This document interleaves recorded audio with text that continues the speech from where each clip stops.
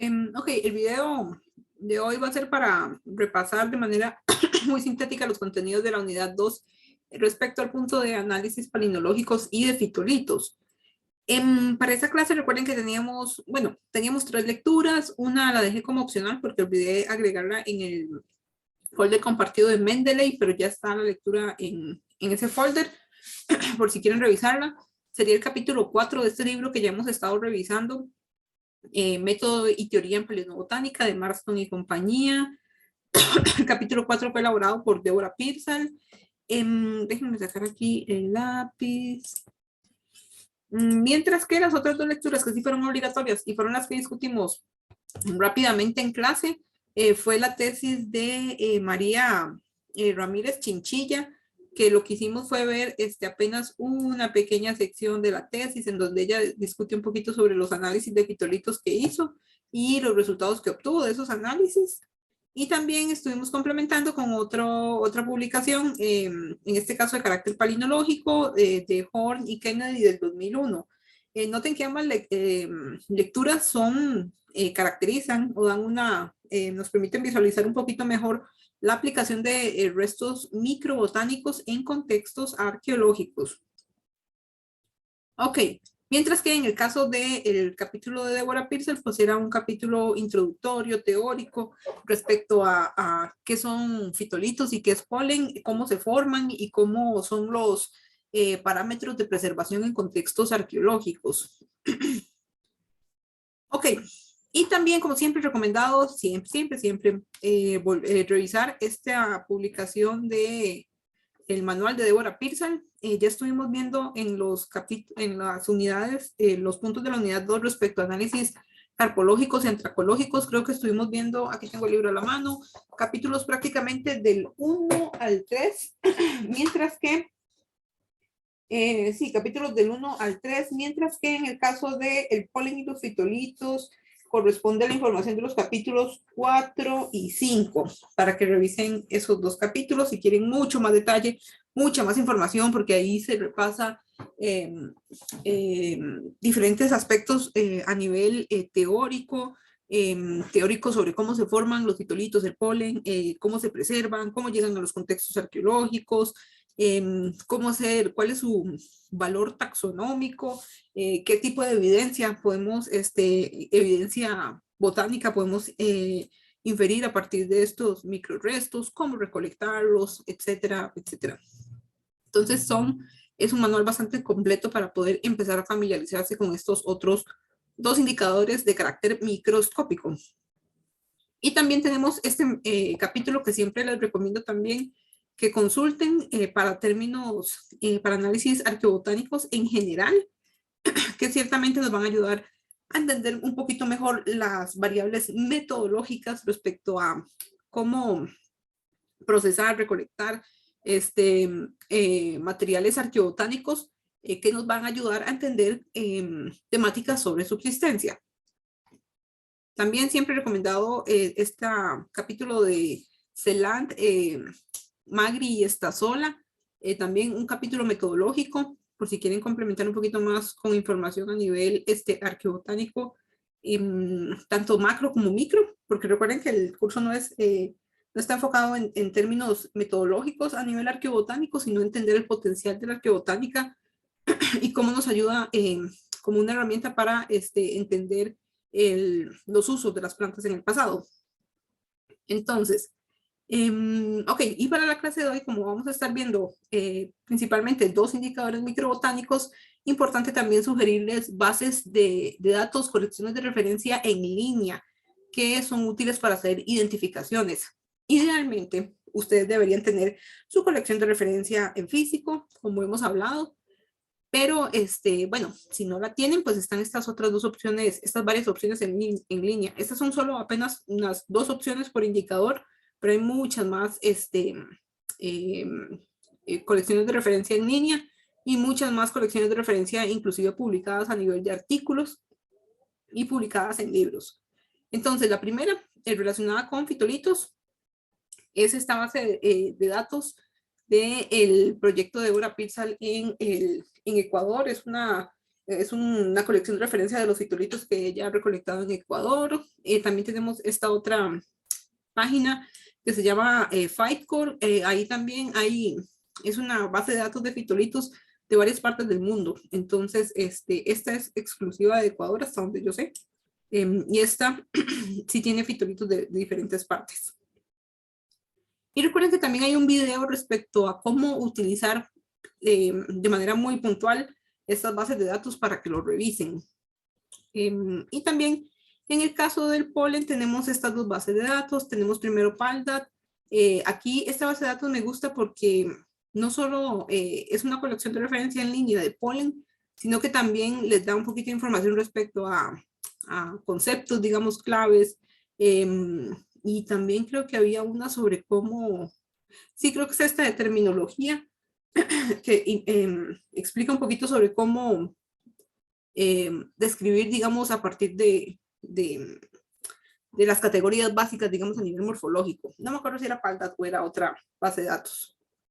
Y también tenemos esta otra base de datos que sería el Global Pollen Project.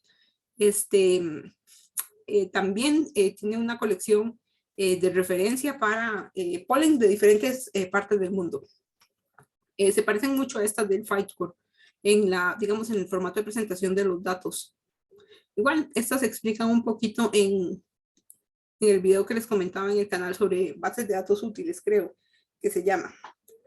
Ok, entonces, en el caso de los restos micro, comentamos aspectos que fueron similares, que podríamos decir están entrelazados respecto a cómo entendemos el paso de un contexto sistémico a un contexto arqueológico de la evidencia arqueobotánica, es decir, de la evidencia de plantas antiguas y cómo interactuaron con seres humanos del pasado. Entonces, recuerden que el paso del contexto sistémico a un contexto arqueológico, es decir, el paso del contexto en el que la planta tuvo su vida útil al contexto arqueológico, es decir, el contexto que nosotros estudiamos.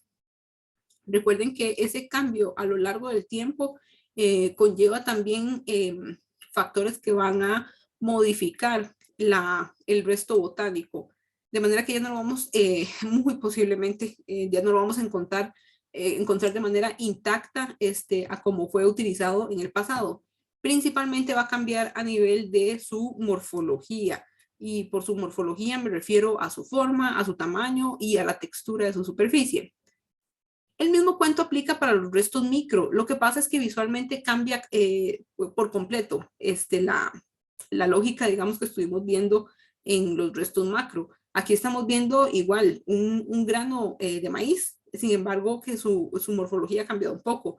En el caso de los restos micro, como son restos que no se ven, que no pueden registrarse a simple vista, aquí, por ejemplo, vamos a tener la parte de la planta, que lo primero que va a hacer es degradarse sus elementos, sus componentes orgánicos, mientras que lo que se va a preservar de esa planta ya no va a ser sus componentes orgánicos, sino sus componentes inorgánicos. Y principalmente ahí entra en juego entonces estos restos microbotánicos que les comento. Entonces, lo que vamos a ver de la planta, ese cambio morfológico de una hoja a un resto micro, va a ser más abrupto. Entonces, por ejemplo, en esta hoja, se degradó todo su tejido porque es un componente orgánico de la planta, y lo que va a quedar son los componentes inorgánicos. Uno de los principales restos microbotánicos que va a preservarse posterior a esta degradación de los componentes orgánicos va a ser bueno, son varios, pero vamos a empezar viendo los fitolitos, que en el caso, digamos, de los fitolitos, su origen se forman en las plantas producto de, por ejemplo, una planta en su estado vivo va a absorber un líquido que se llama, esta es la planta. Ok, en estado vivo la planta va a absorber por sus raíces un líquido llamado ácido monocílico, que ese ácido va a estar recorriendo la planta, todas las células de la planta, y a medida que lo va a ir recorriendo, está en estado líquido, y a medida que lo va recorriendo se va solidificando y se va adhiriendo a las células, de manera que cuando logra solidificarse, se convierte, podríamos decirlo, en una impresión o en un calco de las células de la planta. ¿Qué va a pasar? Que cuando la planta ha cumplido su ciclo de vida, Es decir, cuando muere se va a deteriorar todos sus componentes, todos sus tejidos, todos sus elementos orgánicos, y lo que va a quedar son esas impresiones inorgánicas de las células. Entonces, esas impresiones inorgánicas de las células son los fitolitos. Lo importante de entender en el caso particular de los fitolitos, a diferencia del polen, es que pueden cambiar dependiendo de su origen anatómico. ¿Qué quiere decir eso? Que pueden cambiar si es una hoja de la planta, pueden cambiar si es un tallo de la planta, o pueden cambiar si es un fruto o una inflorescencia de la planta.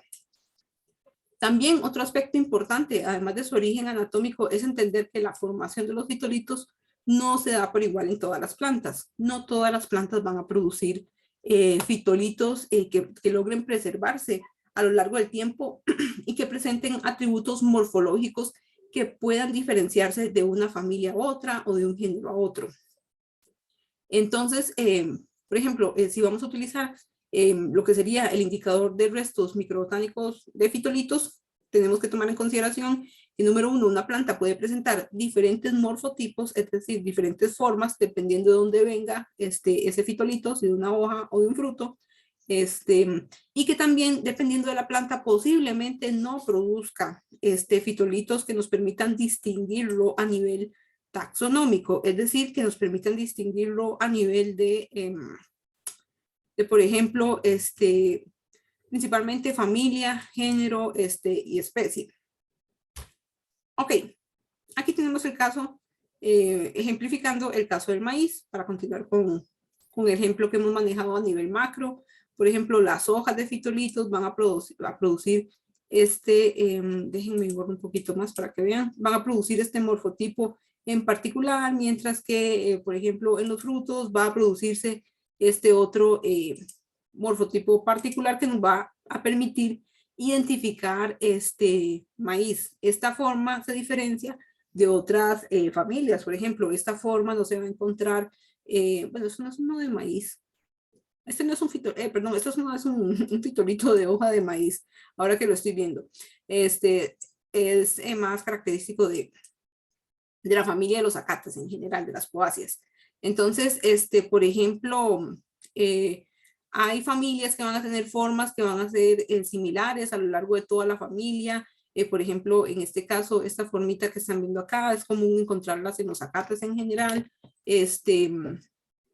También hay otras formas que son más particulares que nos van a permitir poder inferir niveles taxonómicos mucho más específicos a nivel de género o inclusive de especie, como esta forma de acá, que es característica, esta sí, es característica del maíz.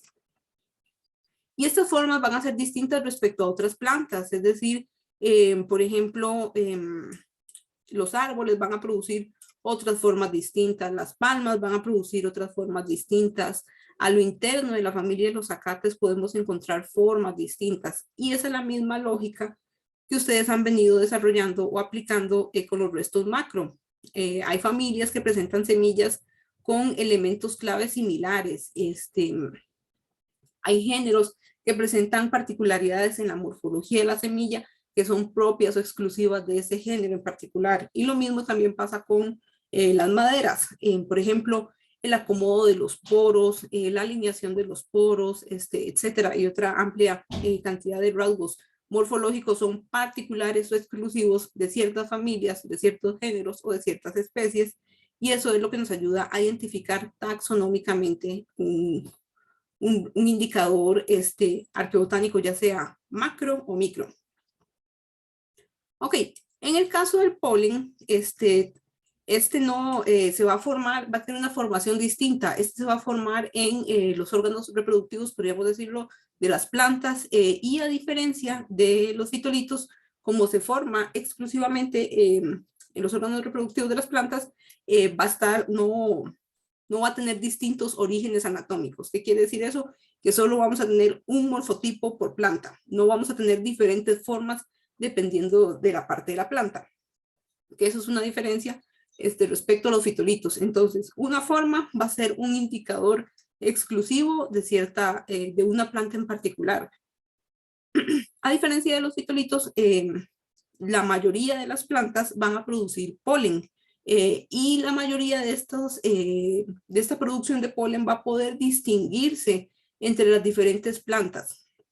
De manera que podemos tener familias que podemos distinguir el polen a nivel también de familia, género o especie. Y dependiendo tal vez de atributos más particulares como el tamaño o la textura de la superficie, etcétera, vamos a poder estar infiriendo niveles taxonómicos más específicos como, por ejemplo, el género o la especie. Ok. Aquí lo importante de entender de todo esto es también valorar el potencial de cada uno de los indicadores arqueobotánicos, ya sea macro y micro, a nivel de su preservación. Recuerden que en el caso de los indicadores macro, habíamos visto que se preservan muy bien bajo estas condiciones. En el caso de los indicadores microbotánicos, la lógica va a ser similar, en el sentido de que convergen múltiples variables para poder determinar cuándo un resto microbotánico se preserva mejor o peor. Es decir, el solo hecho de que un ambiente sea ácido no asegura la preservación total de un resto microbotánico. Debe ser un ambiente ácido y presentar además otras variables que van a favorecer la preservación de los restos microbotánicos.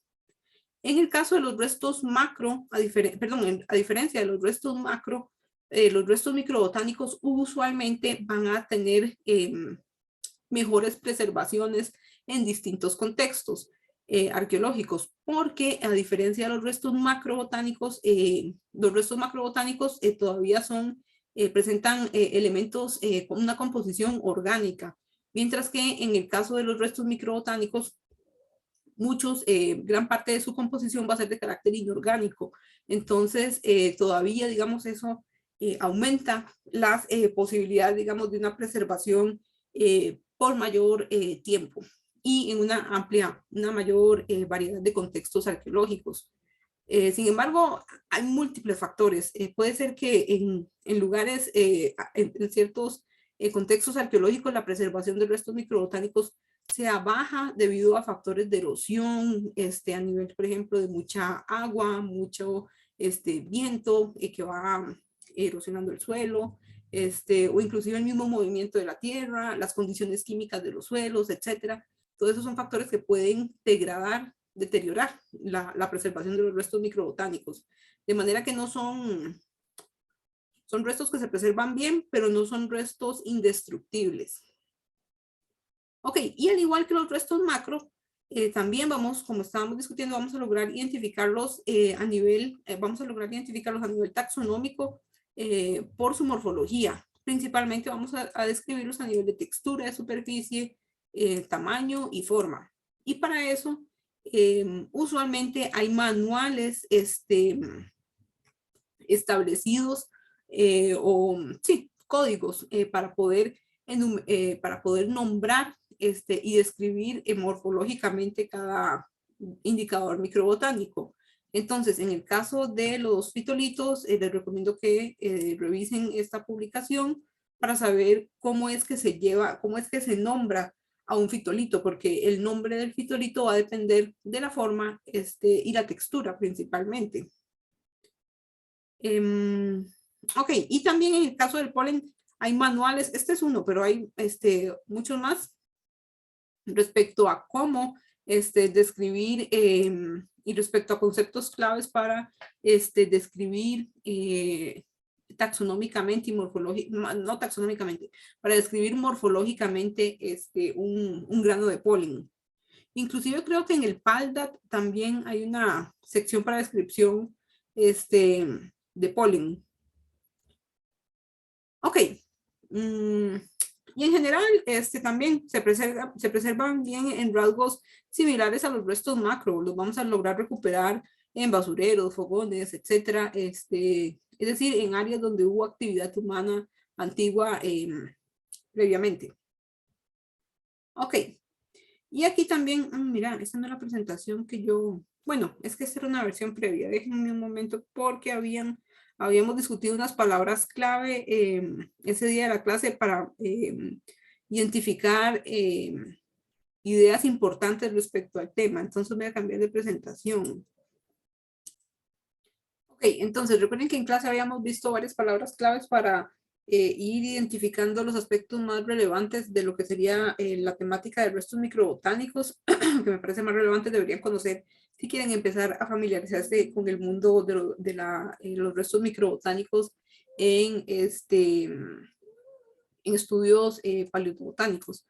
En primer lugar, estábamos discutiendo lo que sería las palabras agua y acidez, que estas dos palabras nos van a referir a condiciones de preservación de la muestra. Como les comentaba, para una buena preservación de la muestra hay una amplia variedad de factores que deben converger para asegurar o más bien para favorecer una buena preservación de los restos microbotánicos.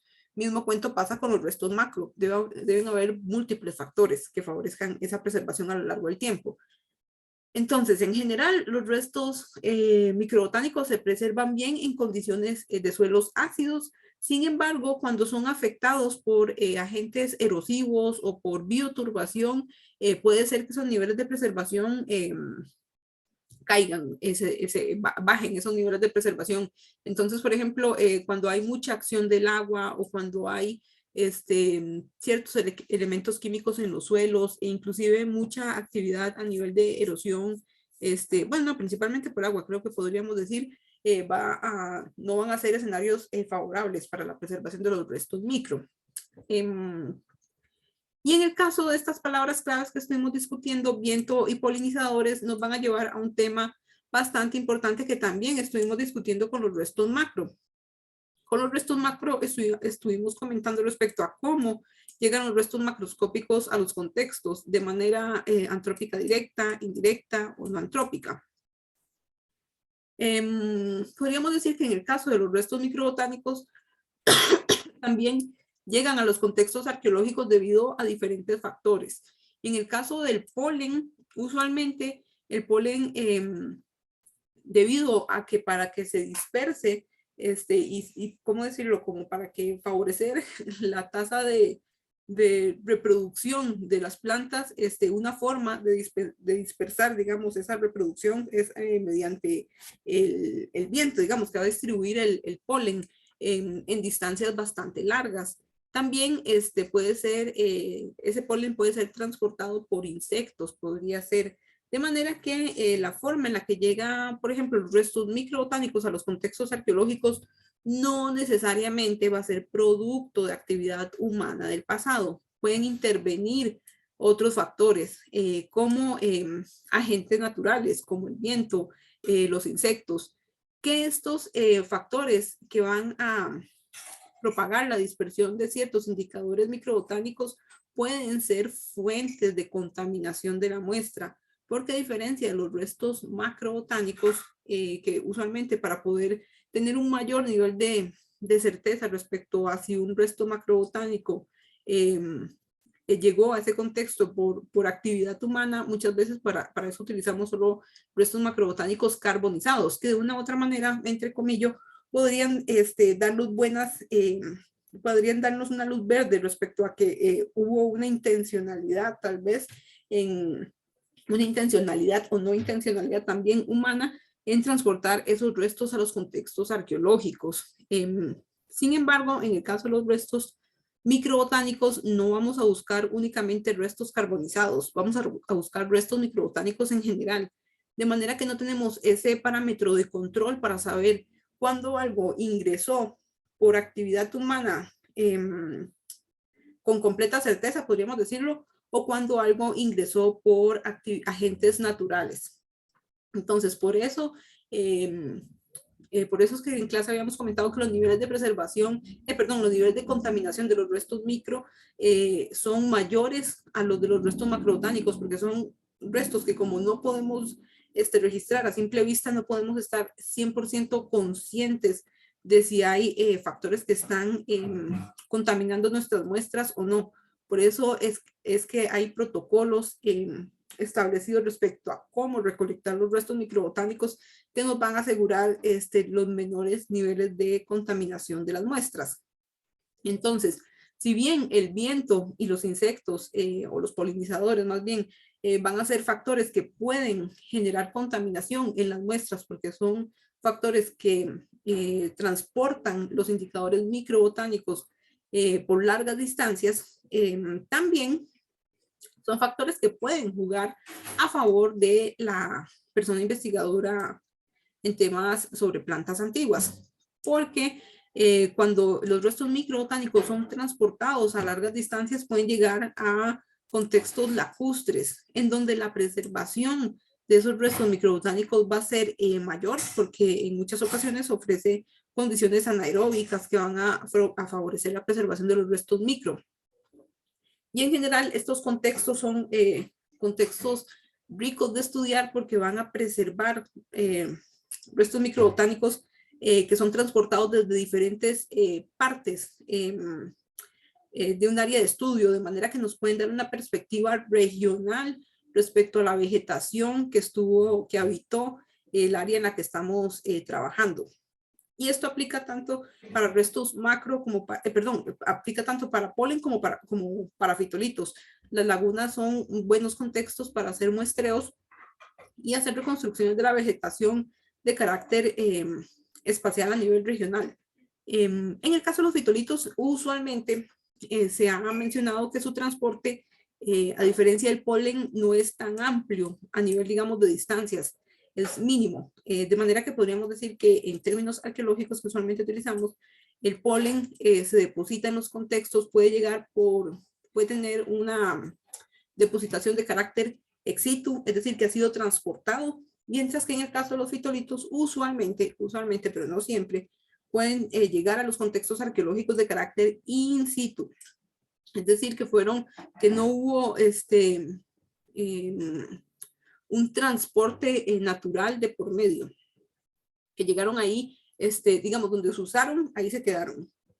Y por lo tanto, hacer también muestreos en contextos arqueológicos, en pisos de ocupación donde habitaron la gente del pasado, son otros buenas áreas de estudio para poder recuperar restos microbotánicos, principalmente fitolitos. También se puede recuperar polen, sí, pero el factor que debemos meditar antes de recolectar polen es que podría ser o no transportado también por factores naturales.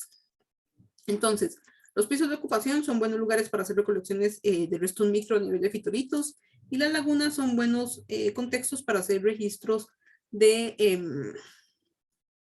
indicadores microbotánicos a nivel de polen, pero también podrían ser buenos contextos para hacer recolecciones a nivel de fitolitos que han sido transportados, por ejemplo, por el agua, por ríos, por ejemplo. Ok, y también estuvimos discutiendo un poquito sobre el origen anatómico, que ya lo habíamos comentado, que es una característica que diferencia al polen de los fitolitos, porque en el caso del polen solo se produce en una parte de la planta, en una parte anatómica de las plantas, mientras que los fitolitos se pueden producir en distintas partes anatómicas, de manera que una misma planta puede tener diferentes morfotipos, mientras que en el caso de la producción de polen solo va a corresponder un único morfotipo.